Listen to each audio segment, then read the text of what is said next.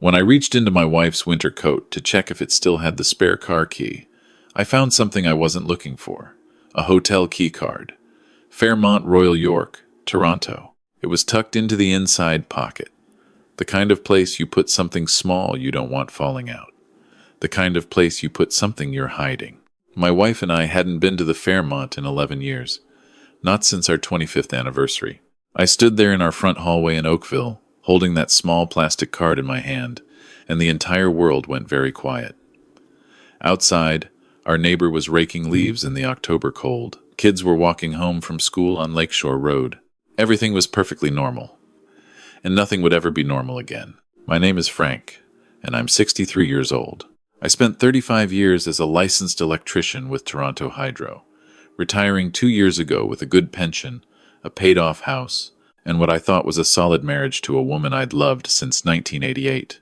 My wife was 58, sharp-minded and beautiful, and she ran a small interior design business out of an office on Kerr Street that she'd built from nothing over the past decade.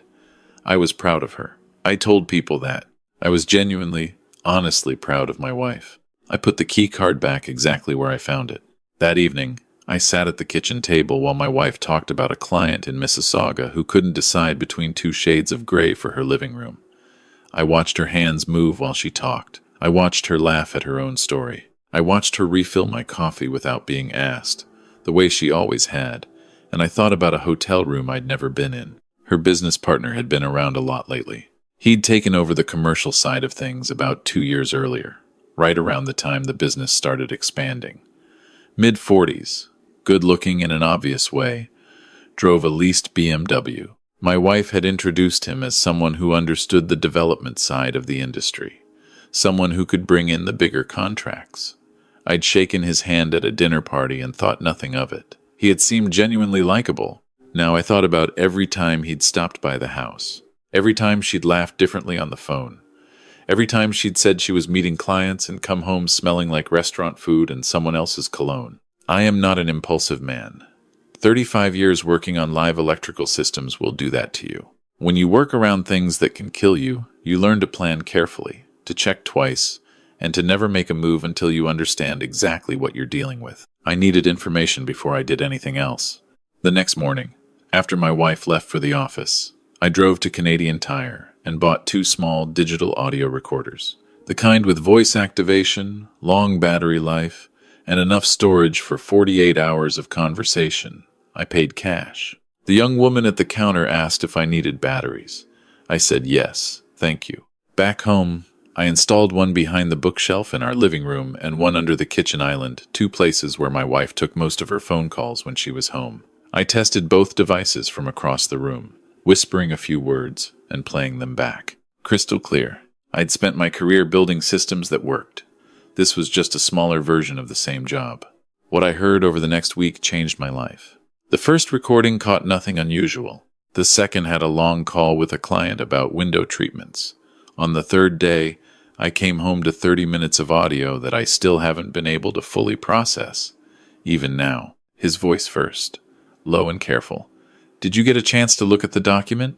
My wife, quieter than usual. I looked at it. I just want to make sure it actually covers the RRSP accounts, not just the property.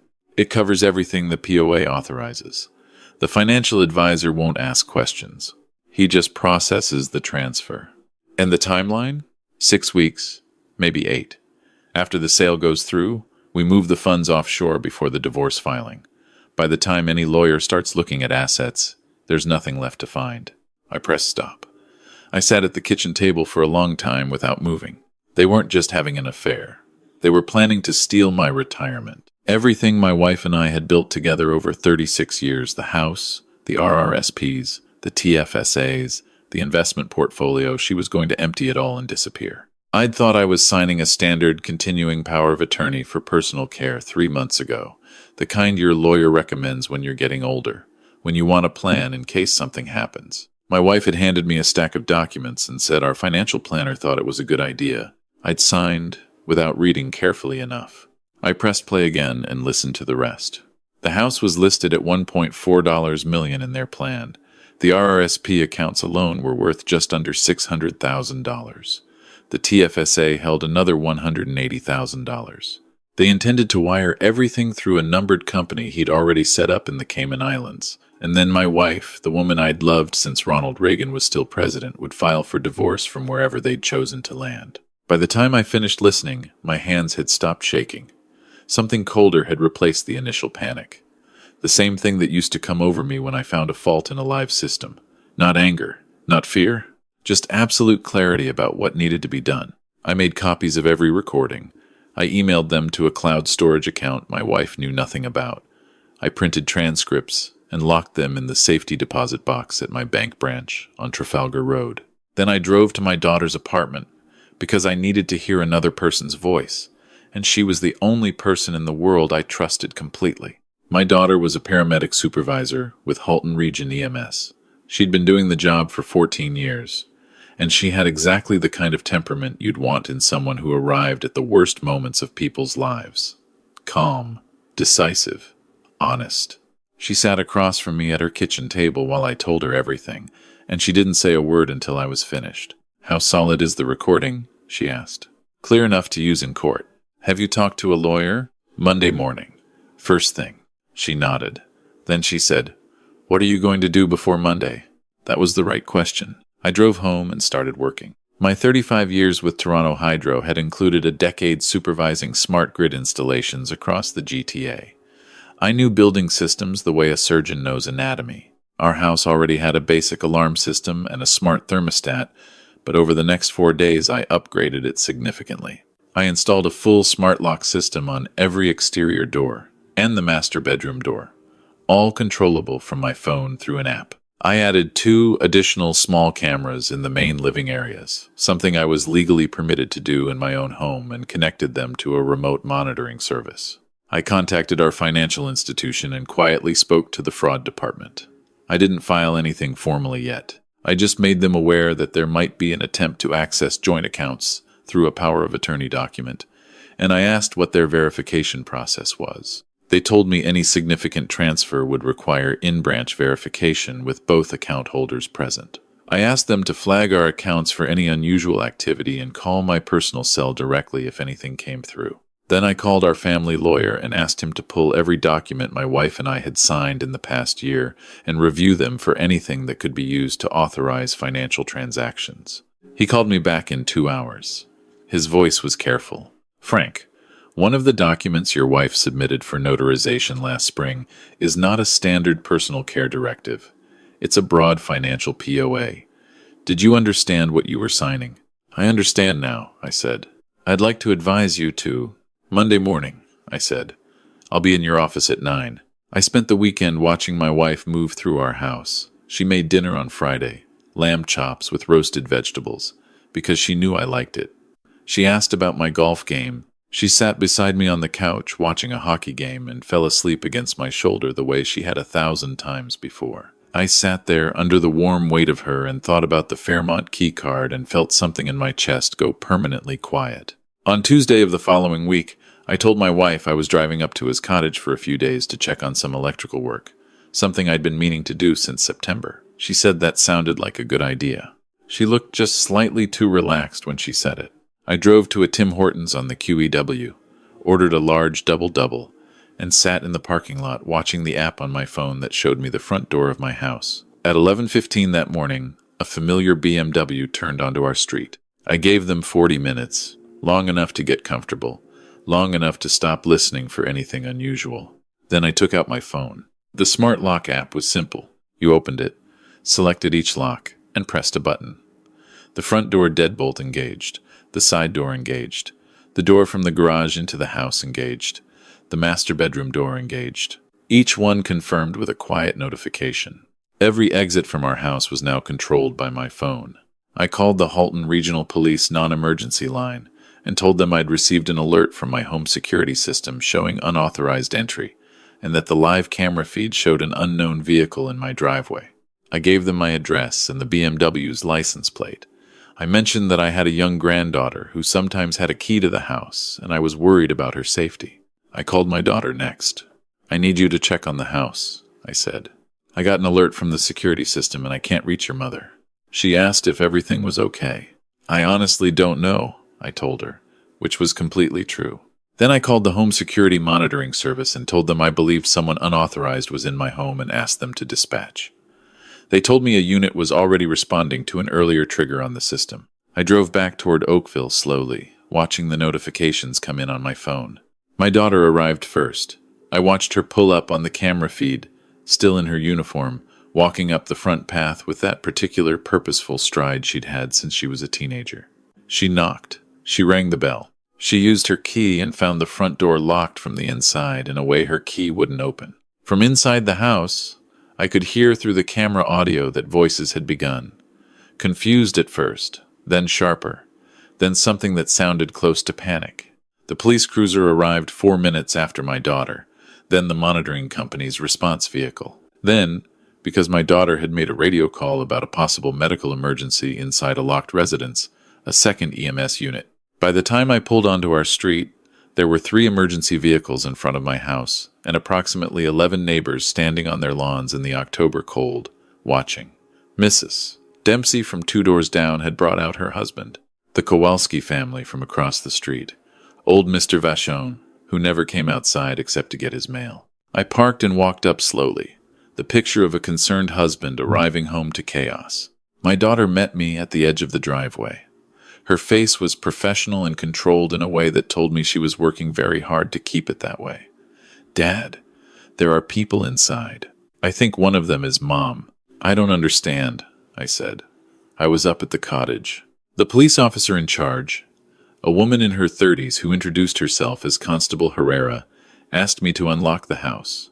I took out my phone and opened the app. I unlocked the front door. The officer went in first. I stood in the driveway next to my daughter. She didn't say anything. Neither did I. From inside the house, I could hear voices, the officer's professional calm, and then 2 other voices I recognized completely. They came out 5 minutes later. My wife first. Her face a color I'd never seen on her before.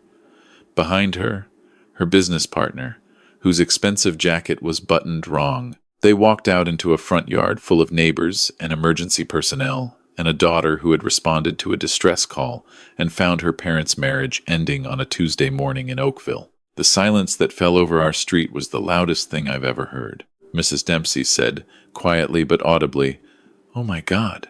My daughter stood very still beside me. She was looking at her mother. My wife looked at the ground. "Is that her business partner?" Mr. Kowalski said to his wife, not quietly enough. I put my arm around my daughter's shoulders. She was shaking, though I don't think she knew it. The constable approached me and explained that there was no evidence of break-in, that both individuals had indicated they were authorized to be on the premises. I nodded, very slowly, as though processing something devastating that had nothing to do with smart locks and security apps. "Sir," Constable Herrera said carefully, "do you want to make any statements at this time?" "I just want to understand what happened," I said. My wife tried to speak to me then. She called my name. I turned and looked at her for a long moment, 36 years of Tuesday evenings and lamb chops and hockey games passing through that look, and then I looked away. My daughter drove herself to the hospital on her break that evening. She sat in her car in the parking lot and called me, and I talked to her for an hour, telling her everything I'd learned over the past 2 weeks. The recordings, the POA, the offshore account, the plan. She listened without interrupting, which is something she had always been better at than me. When I finished, she said, "Have you given all of this to the police?" "Tomorrow morning," I told her. "I have an appointment with the Peel Regional Fraud Unit at 10, and my lawyer is meeting me there." There was a pause. "Dad, I need to ask you something." "Go ahead. How long did you know? Before you did anything?" "About 2 weeks." Another pause. "Were you scared?" I thought about that, honestly. "No," I said. "I was very angry for about an hour. After that, I was just solving a problem. It's how I'm built, I think." She laughed, very quietly. It was the first laugh either of us had managed. "Yeah," she said. "I know." The meeting with the fraud unit the following morning lasted 3 hours. 2 investigators, my lawyer, and a stack of printed transcripts and audio files that laid out the entire scheme with the kind of clarity that 35 years of careful planning habits will produce. The investigators were thorough and unsurprised in the way that people become when they've heard too many versions of the same story. The offshore account is the complicating factor. the lead investigator told us. But the fraudulent financial POA is domestic, and that's what we'll pursue first. What about the property? My lawyer asked. The house can't be listed or sold without both parties' consent in an active fraud investigation. We'll be in touch with the title registry this afternoon. My wife's business partner was arrested 2 days later at his condo in Burlington. The charges included fraud over $5,000, conspiracy to commit fraud, and uttering a forged document, the last charge being specific to the altered power of attorney. My lawyer had explained to me early on that in Ontario, making or using a forged document is a serious criminal code offense with real prison exposure. My wife was arrested at our house on a Thursday afternoon. Constable Herrera, the same officer who'd stood in my driveway 2 weeks earlier, was part of the team. I wasn't home when it happened. I'd moved into my daughter's spare room the day after the Tuesday incident, and I wasn't planning to go back until the legal process was finished. The neighborhood, as it turned out, did not need anyone to explain anything. By that Thursday, half of Lakeshore Road had already pieced together most of the story. Mrs. Dempsey had apparently spoken to 3 different people on our street the afternoon of the incident. Mr. Vachon had told his son, who told his wife, who worked at the same dental office as one of my wife's former clients. I got a call from a woman named Patricia, someone I'd known for 20 years through neighborhood events, who told me she wanted me to know that people were thinking of me. She'd heard there were serious legal issues involved beyond the affair itself. She said she didn't want to pry, but that her ex-husband had done something financially similar 15 years ago, and if I ever wanted to talk to someone who understood the particular combination of betrayal involved, she was around. I thanked her. We had coffee at the Tim Hortons on Kerr Street that Friday, and I learned more about financial fraud as a domestic weapon in 90 minutes than I had in my entire previous life. The investigation expanded in ways I hadn't anticipated. The Cayman Islands numbered company, when examined by financial investigators, turned out to have been used previously. There was a woman in Hamilton, a retired school principal, who had transferred $85,000 into that same account structure 18 months earlier, believing it was a legitimate renovation investment managed by her financial advisor. Her financial advisor had been my wife's business partner, working under a secondary license. There was another woman in Brampton who had lost $40,000 in a similar arrangement. My wife had known about all of it. The recordings made that clear.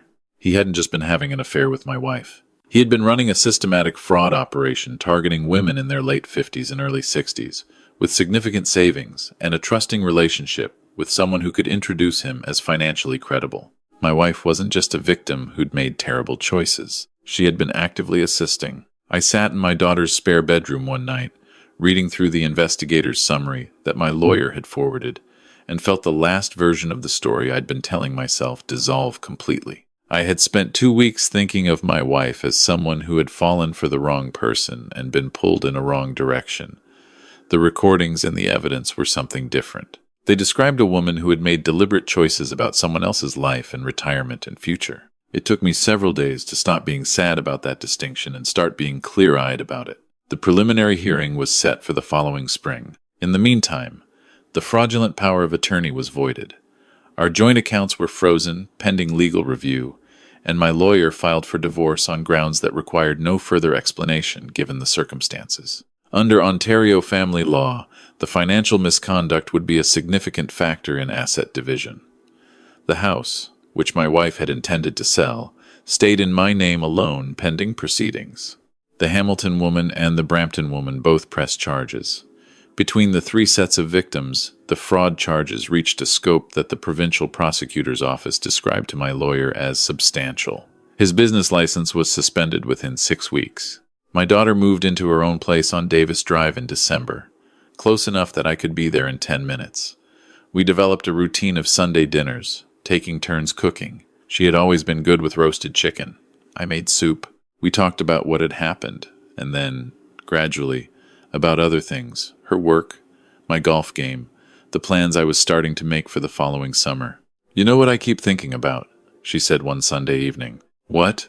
"That I drove to that house thinking something was wrong, that you might be hurt, or Mom might be hurt, and I was so focused on doing my job that I didn't think about what I might actually find until I was standing on the front step." "I know. I'm sorry you had to be the one to respond." She shook her head. I'm not sorry. Not really. Better me than a stranger. She was quiet for a moment. Did you know I'd be the one responding? I looked at her steadily. I thought there was a reasonable chance. She absorbed that. And you still did it that way? I thought you deserved to know the truth the same day I made it visible, I said, not 3 weeks later from a lawyer's letter. She was quiet for a long time after that. Then she said, Okay, that was enough. The sentencing, when it came, was 7 years for fraud conspiracy with a recommendation against early parole, given the number of victims and the premeditated nature of the scheme. My wife received a conditional sentence of 2 years less a day to be served in the community, given mitigating factors and the fact that she had no prior record. She lost any claim to shared assets as a result of the fraud findings. She went to stay with her sister in Halifax. I went back to our house in the spring when the legal matters were settled. I stood in the front hallway on a May morning with the windows open and the smell of lakeshore coming through the screens, and I looked at everything we'd built over 36 years. The furniture we'd chosen together, the photographs on the walls, the kitchen she'd renovated 8 years ago that I'd wired myself over a long weekend. I called Patricia, the woman from the neighborhood who'd had coffee with me in the fall. I'm back at the house, I said. How does it feel? She asked. Strange, I said, but mine. There's something they don't tell you about this kind of betrayal. The kind that's layered where the affair is only the surface and underneath it there are plans and documents and offshore accounts and people who trusted the wrong person. They don't tell you that surviving it isn't really about the anger, which passes, or the grief, which also passes eventually. It's about the recalibration, learning to check the wiring again, learning which systems you trusted that turned out to be faulty, and deciding which ones were sound all along. My daughter is sound. My own judgment, once I stopped trusting someone else's account of what I was signing, turned out to be sound too. My pension is intact. The house is intact. The savings are largely intact, enough to matter. Patricia and I have dinner occasionally, nothing complicated. Just two people who understand something specific about how trust works and what it costs when it's broken. I still have the Fairmont keycard. I keep it in the top drawer of my workbench in the garage, under the good wire strippers. Not as a reminder of what I lost. More like a reminder of what I decided to do the moment I understood what I was dealing with. I found a fault in a live system. I shut it down before it could hurt anything that mattered. And then I rebuilt. That's the job. That's always been the job. If any of this sounds familiar, the way something small leads to something much larger, the way you stand in your own hallway holding a small piece of plastic and feel the whole world tilt, then you already know the part they don't put in the headlines. The part where you have to decide, in that very first moment, whether you're going to be the person this happens to, or the person who decides what happens next. I decided. And if you're watching this from somewhere in Canada tonight, from Calgary or Halifax, or just down the road from wherever I'm sitting right now, I want you to know one thing. They always underestimate the quiet ones.